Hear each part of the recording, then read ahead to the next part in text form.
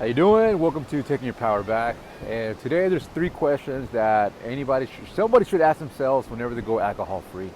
The first question is, why do you drink? So I actually had different answers to this question. The first, I could think it back in my 20s when I would start to drink, was because I associated having fun with alcohol. So meeting up my friends, going to bars, going to clubs, I would drink in order to have fun because that's really all that I saw. Everybody was drinking, so I would go out and binge drink, and I would repeat it every weekend. Actually, we had like a set clubs that we would go to and bars Thursday, Friday, Saturday, and Sunday. Go to school on Monday, and go to work on the next day, and we would repeat it again the following Thursday. Then in my 30s, I actually was drinking to alleviate stress. So after work, throughout the big portion of my 30s, I had different happy hour spots I would go to depending on what the day of the week was. And so as my career was taking off, I had a lot of added stress to certain phases throughout my 30s. And then I would go and drink at a different venues for happy hour. And then towards the end of my 30s, I had a really kind of one of those aha moments. I had a breakthrough in therapy, and I realized that I was numbing the sensation and feelings of my relationship with alcohol.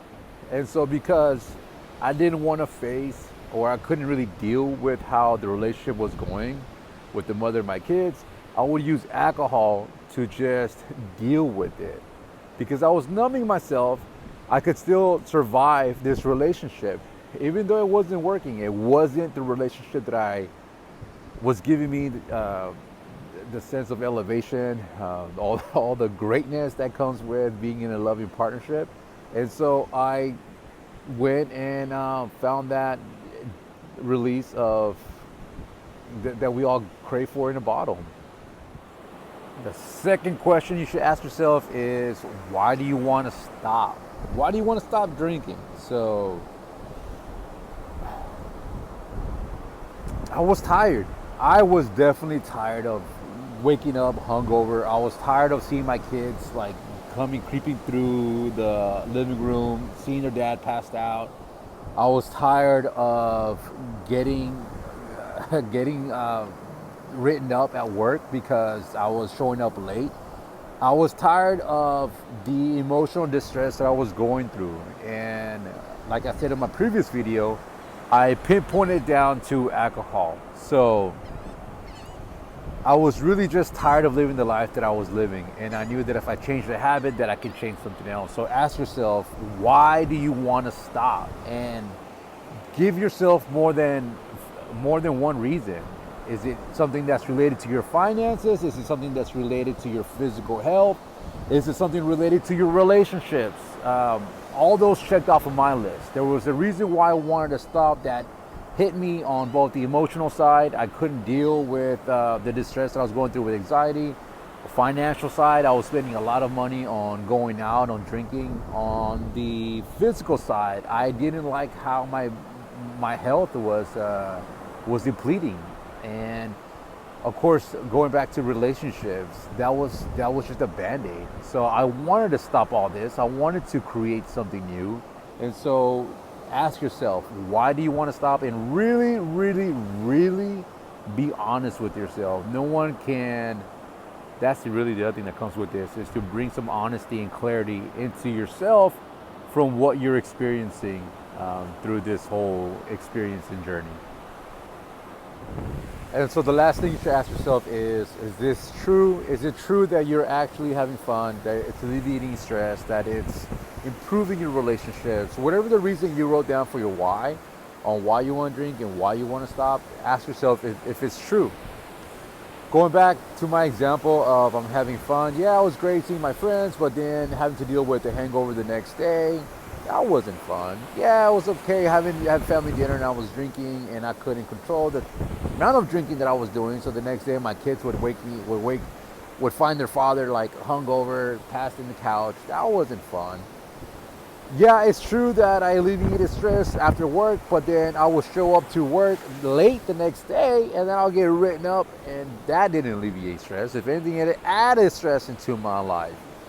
Yeah, it's true that I was able to know my feelings in the relationship that I was in, that I wasn't happy about, but I just kept stacking this numbness on top of each other until it blew up in my face.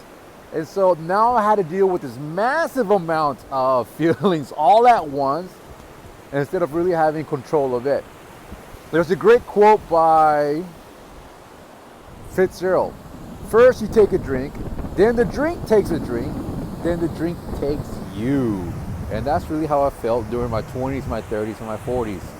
It was great taking drinks, having fun with my friends, going out to parties, having dinners for work, happy hours, enjoying a romantic dinner with alcohol with my partner. But then after a certain level that I knew that I couldn't contain myself, it just led to more distress, it led to more anxiety, it led to some depression. And so I don't miss it. And so I had to ask myself, is this true? Is alcohol really alleviating any type of stress that's in my life? No, it just keeps adding and adding and adding. And as I got older, it just started to become a lot more massive, to the point that I actually couldn't even control it, and it led to huge amounts of depression that was leaking into my family.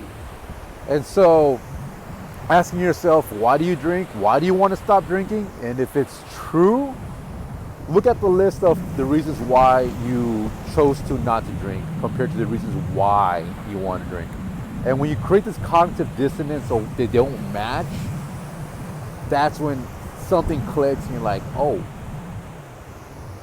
alcohol is no good for me. Even if you see it, even if you're being tempted, even if you're given a free like 6-pack just for being you for Christmas or for your birthday, you're like, no, I don't want that, but thank you. So taking your power back is really having this cognitive dissonance on what's working in your life and what's not working in your life. That's today's video. Thank you for watching today's video, and see you guys next time.